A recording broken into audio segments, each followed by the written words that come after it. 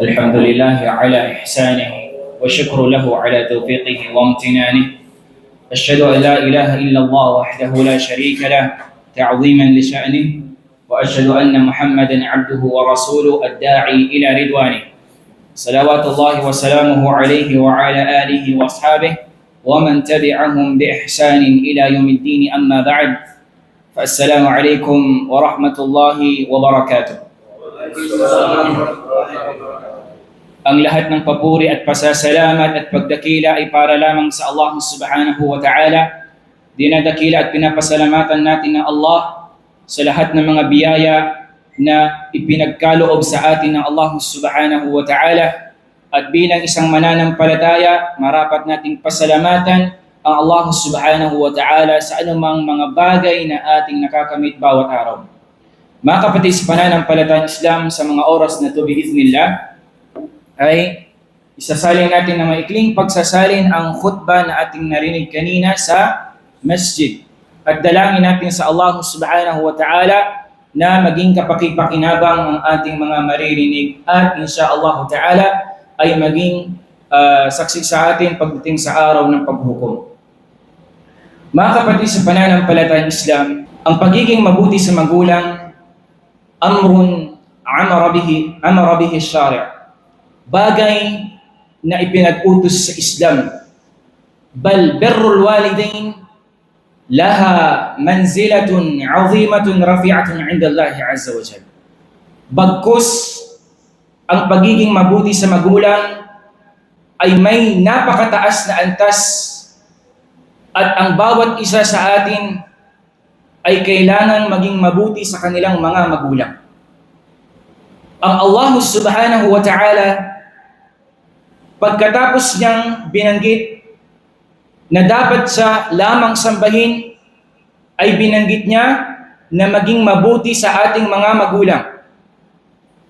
Sinabi ng Allah subhanahu wa ta'ala, وَقَضَى رَبُّكَ أَنْ لَا تَعْبُدُوا إِلَّا إِيَّاهُ وَبِالْوَالِدَيْنِ إِحْسَانًا. Sabi ng Allah subhanahu wa ta'ala, وَقَضَى رَبُّكَ. Ikaw, sabi ng Allah subhanahu wa ta'ala, ay inutusan namin an la ta'budu illa Allah, na wala kang ibang sasambahin maliban sa Allah subhanahu wa ta'ala, wa bil walidayni ihsana, at maging mabuti ka sa iyong mga magulang. Pagkaraan na haqqullah azza wa jal, unang-una haqqullah, karapatan ng Allah subhanahu wa ta'ala ang kanyang binanggit. Pangalawa, karapatan ng ating mga magulang. Tingnan natin sa ayang ito, maunawaan natin na pagkatapos na binigyan ng halaga ng Allah subhanahu wa ta'ala na ang pagsamba sa kanya ay binigyan ng makana azima, rafi'a, binigyan ng napakataas na antas ang pagiging mabuti sa ating mga magulang. Mga kapatid sa pananampalatayang Islam, ang Allah subhanahu wa ta'ala kanya rin binanggit sa ibang mga talata. وَوَصَّيْنَا الْإِنسَانَ بِوَالِدَيْهِ. Aming pinayuhan, binigyang payo ang mga tao na maging mabuti sa kanilang mga magulang. Mga kapatid sa pananampalatayang Islam, napakaraming mga ahadith na mula kay Propeta Muhammad sallallahu alaihi wasallam na tumutukoy sa kainaman, at ito ay pag-uutos at paghihikayat sa mga kamusliman na maging mabuti sa kanilang mga magulang.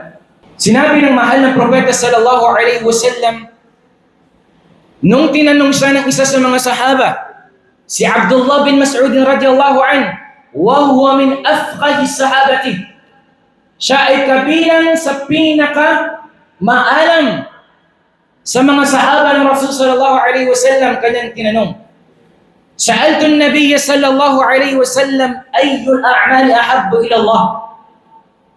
Subhanallah, yung sahaba na ito na pinaka matalino at maalam sa Islam, hindi nila tinatanong yung mabuti o magandang bagay, bagkus ang tinatanong nila, afdal, pinaka the best, pinaka mainam na gawain pagsamba sa Allah, pinaka kaibig-ibig na gawain sa Allah subhanahu wa ta'ala. Sinabi ng mahal na Propeta sallallahu alaihi wasallam, as-salatu ala waqtiha. Ang pagtatayo na pagdarasal sa kanyang takdang oras. Qultu thumma ay.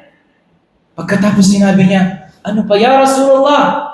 Qala thumma birrul walidain. Pagkatapos sinabi niya, ang pagiging mabuti sa mga magulang. Qala qultu thumma ay. Qala thumma al-jihad fi sabilillah. Subhanallah, mga kapatid sa pananampalatayang Islam. Tignan natin, ang pagiging mabuti sa magulang muqaddamatun ala jihad fi sabilillah. Ang pagiging mabuti sa magulang ay mas nakakahigit siya sa pakikibaka, pakikidigma sa landas ng Allah subhanahu wa ta'ala. Ganito kataas yung antas na ibinigay ng Allah sa pagiging mabuti sa mga magulang. Noong ang Propeta sallallahu alaihi wasallam tinanong din kung sino sabi niya ahaqqu bi husni sahabati. Sino ba yung mas karapat dapat sabi niya na pakitunguan ko sabi niya ng mabuti? Sinabi ng Propeta sallallahu alaihi wasallam na isinalisay ni Abu Hurairah, "Ja'a rajulun faqala ya Rasulullah, man ahaqqu bi husni sahabati?" Qala ummuk. Qala thumma man? Qala ummuk. Qala thumma man? Qala ummuk. Qala thumma man? Qala thumma abuk. Merong dumating na lalaki sa Propeta sallallahu alaihi wasallam at tinanong niya kung sino yung mas karapat-dapat sa pinakamabuting pakikitungo ko, sabi niya, ya Rasulullah. Anong sinabi niya? Ummuk, ang iyong nanay. Pagkatapos tinanong niya ulit, ya Rasulullah, sino pa? Ang iyong nanay. Pagkatapos tinanong niya ulit, sino? Ang iyong nanay. Pagkatapos sinabi niya, thumma abuk. Just imagine, 3 beses inulit ng Propeta sallallahu alaihi wasallam na ang dapat niyang pakitunguhan ng mabuti, na unang-una dapat niyang pakitunguhan ng mabuti, sino? Ang Propeta sallallahu alaihi wasallam. Pagkatapos ang tatay. Mga kapatid sa pananampalatayang Islam, bakit ganito na lang binigyan ng halaga ng Allah subhanahu wa ta'ala ang pagiging mabuti sa magulang kaysa sa ibang mga bagay? Tandaan natin, subhanallah, yung paghihirap ng ating mga magulang nang tayo ay nasa napupunan pa naman. Yung sakit na kanilang nararamdaman ay hindi yung kayang palitan. Hindi kayang palitan ng anumang yaman dito sa mundong ibabaw. Kaya merong nagtanong sa Propeta sallallahu alaihi wasallam, nagkhidma siya, nagserbisyo sa kanyang nanay. Sinamahan niya, mag-umrah, mag-hajj. Dala-dala niya, bitbit na bitbit niya yung kanyang nanay. At tinanong niya ang Propeta sallallahu alaihi wasallam, natumbasan ko na ba yung paghihirap at sakripisyo ng aking mga magulang sa akin? Sabi ng Propeta sallallahu alaihi wasallam, hindi. Hindi mo pa natumbasan kahit sabi niya, ilaan mo ang iyong buhay para lamang sa pagserbisyo sa iyong magulang. Hindi mo kayang tumbasan ang kanilang paghihirap dito sa mundong ibabaw. Subhanallah, mga kapatid sa pananampalatayang Islam. Ilang buwan tayong dinala ng ating mga magulang sa ating mga sinapupunan. Nahihirapan silang kumilos. Nahihirapan silang matulog. Nahihirapan silang kumain. Pili lamang yung kanilang pwedeng kainin. Nag-iiba yung kanilang pakiramdam. Nahihilo sila. Samut-saring mga nararamdaman, mga kapatid sa pananampalatayang Islam. Kaya nga sinabi rin ng ilan sa mga dalubhasa na yung naramdaman ng magulang nung siya ay mayroong dala-dalang anak sa napupunan, kailanman sabi niya, hindi yun mapapantayan ng anumang paghihirap na yung nararamdaman sa mundong ibabaw na ito. Mga kapatid sa pananampalatayang Islam, ikaw bilang isang mananampalataya, tanungin mo ang iyong sarili. Saan na ba umabot ang iyong pagiging mabuti sa iyong mga magulang? Nabigyan mo ba sila ng mabuting pakikitungo sa kanila? Naibigay mo ba yung karapatan na dapat meron sila? Napaghain mo ba sila ng kanilang pagkain? Nabigyan mo man lang sila ng tubig? o ano pa mang mga bagay na makakabuti sa kanila. Mga kapatid sa pananampalatayang Islam, paano ba natin maibibigay ang ilan sa mga karapatan ng ating mga magulang? Ang Islam ay nag-utos sa atin ng ilan sa mga tariqa, pamamaraan, nang sa gayon insyaallah ta'ala, hindi man natin kayang pantayan yung anumang ibinigay sa atin ng ating mga magulang, at least magawa natin yung ating best habang nabubuhay pa dito sila sa mundong ibabaw nito. Unang-una mga kapatid sa pananampalatayang Islam, syukrullah azza wa jalla ala ni'matil walidain. Unang-una, pasalamatan mo Allah subhanahu wa ta'ala na pinagkalooban ka ng mga magulang. Wallahi, al-walidain ni'matun azima. Wallahi thumma wallah. Sumpaman sa Allah na ang pagkakaroon ng magulang ay napakalaking biyaya sa Allah subhanahu wa ta'ala. Tignan natin ang pagkakaiba ng mayroong magulang at walang magulang. Ang taong mayroong magulang, nandyan sila para tayo ay itarbiya.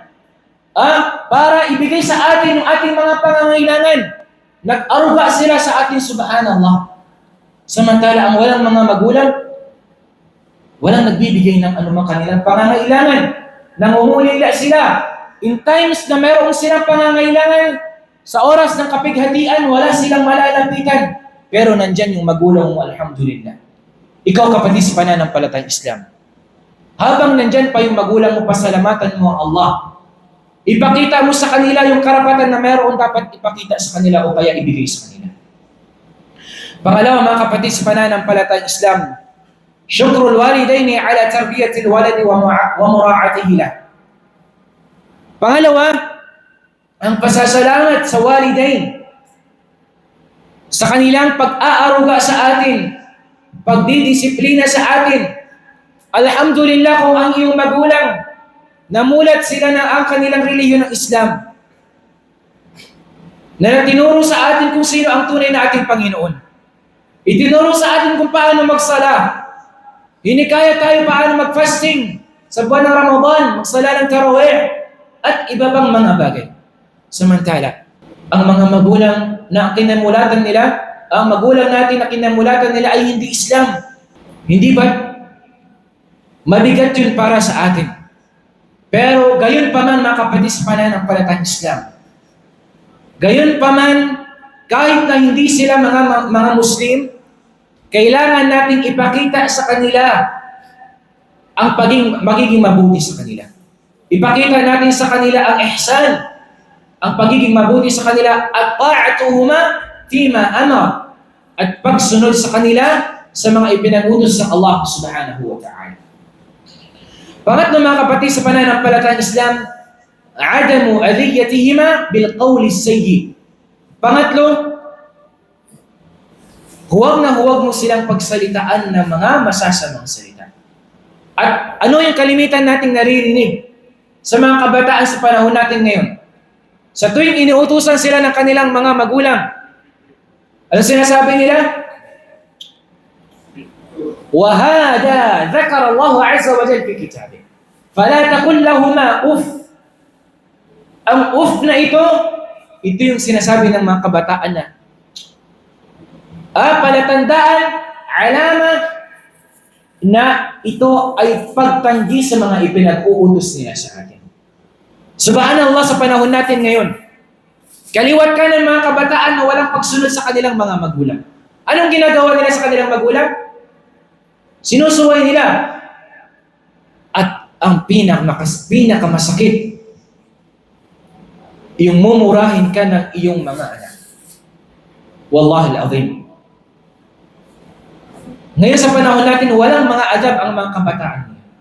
Walang mga respeto at walang mga asal sa kanilang mga magulang. Napakadali na lamang sa kanilang, napakadali sa kanilang mga tila na murahin, walang irespeto ang kanilang mga magulang. Napakadali. Ang bagay na iyon, pag sila ay naging magulang, doon nila marirealize, doon nila mapagtatanto na yung bagay na yun, subhanallah, babalik at babalik yun sa kanila. Sabi na, kaya may qawl, kama talinu tudan. Al-jaza'u min jinsil amal. Kung ano ang ginawa mo sa iyong mga magulang, hintayin mo, darating din yung araw na yung mga anak mo ay magiging sawail din sa iyo. Kat ikaw na Muslim, dapat kang maging mabuti sa iyong mga magulang nang sa gayon ang mga zurriya mo, ang maging mga anak mo sa mga hinaharap ay mga palasunod din sa kanilang mga magulang. Mga kapatid sa pananampalatayang Islam, kung mayroong birrul walidain na tinatawag, ay mayroon din tinatawag na uququl walidain. Ito yung mga pagsuway sa kanilang mga magulang. Kung ang pagiging mabuti sa magulang ay mayroong gantimpala, Jannatullahi Azza wa Jal, paraiso ng Allah ang naghihintay sa mga tao naging mabuti sa kanilang mga magulang. Pero ang mga tao naging suwail sa kanilang mga magulang, sinabi ng Propeta sallallahu alaihi wasallam, sila ay mga sinusumpa ng Allah subhanahu wa ta'ala. Ang mga kabataan, mga anak, na naging suwail sila sa kanilang mga magulang, sila ay sinusumpa ng Allah subhanahu wa ta'ala. At yung taong sinumpa ng Allah subhanahu wa ta'ala, ba'idun an rahmatillahi azza wa jalla. Yung mga taong naging suwail sila sa kanilang mga magulang, sumusuway sila kung ano man ay pinag-utos ng kanilang mga magulang, sila ay mga sinumpa, lina'na ng Allah. At yung mga taong mal'un na iyon, ay malayo sila sa mga rahma ng Allah subhanahu wa ta'ala. Gayon din mga kapatid sa pananampalatayang Islam, kabilang sa mga taong la yanzuru Allahu ilayhim yawm al-qiyamah. Ang mga taong suwail sa kanilang mga magulang, hindi sila titignan ng Allah doon sa araw ng Qiyamah. Kung dito sa mundong ibabaw, kung hindi ka papansin ng iyong kaibigan, ng iyong magulang, ng iyong mga anak, hindi ba't masakit yun sa iyong kalooban? Masakit yung sa iyong puso. How much more doon sa kabilang buhay kung Allah subhanahu wa ta'ala yung hindi papansin sa iyo, hindi lilingon sa iyo doon sa kabilang buhay. Wa hadha 'uqubatun liman kana, yun ay parusa sa mga taong hindi sumusunod, bagkus sumusuway sila sa kanilang mga magulang. Subhanallah mga kapatid sa pananampalatayang Islam. Kung gusto mong makamtan ng awa ng Allah, kung gusto mong makapasok sa paraiso ng Allah subhanahu wa ta'ala, sundin mo ang iyong mga magulang. Ibigay mo sa kanila ang kanilang mga hak, ang kanilang mga karapatan, nang sa gayon, insyaallah ta'ala, kalugdan ka, kaawaan ka ng Allah subhanahu wa ta'ala. Wallahu ta'ala a'lam. Sallallahu ala nabiyyina Muhammad wa ala alihi wa sahbihi ajma'in.